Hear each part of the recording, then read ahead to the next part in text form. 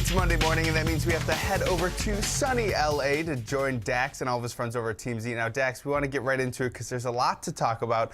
The first person we're talking about is Zac Efron. Now, he's trying to kick the rumors that he's using drugs to the curb, but it seems like he's also kicking some of his friends to the curb that don't necessarily agree with that last statement. Tell me what Disney's star is up to.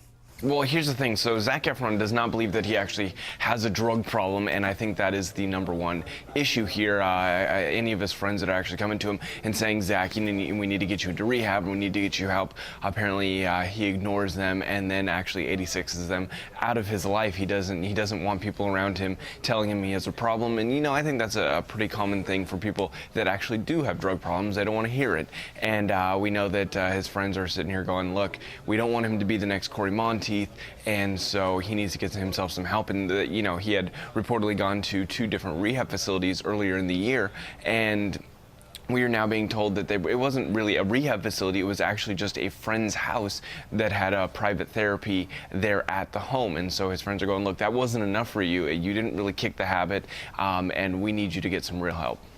So this seems to be the first time since those reported rehab trips that we're hearing some alleged drug use. Is this just coming to light right now, and maybe it's been happening all the time, or do you not have any information on that? I don't know about that. I just know that it got a lot of people's attention after his fight in downtown LA at 12:30 in the morning last Sunday, and fighting with some of the homeless people down there. It didn't make a lot of sense, and he was hanging out with a convicted drug dealer at that time as well. So I think it's really got people talking once again. All right, I want to move on to Gwyneth Paltrow and Chris Martin because this is probably the big top story in Hollywood right now. They're making it seem like it's a very respectful separation, but you're reporting that it might not be that way. What's going on here? Oh, no, it's going to be a very respectful and peaceful separation because it has to be. Basically, they've done things during their marriage that they don't want leaked out to the public and put into court docs. So unless they keep this a very peaceful separation, not fight over anything, there won't be any allegations written down into court docs that could potentially go out through the media. So they're doing this as a smart move on their part. They're not going to fight over money. They're not going to fight over child custody. They're going to make it as peaceful as possible, and that way they leave unscathed in the PR department. I mean, this is complete speculation, but we don't see a lot of very good separations in Hollywood. It always seems kind of messy. So what's the possibility that this is actually going to work for them?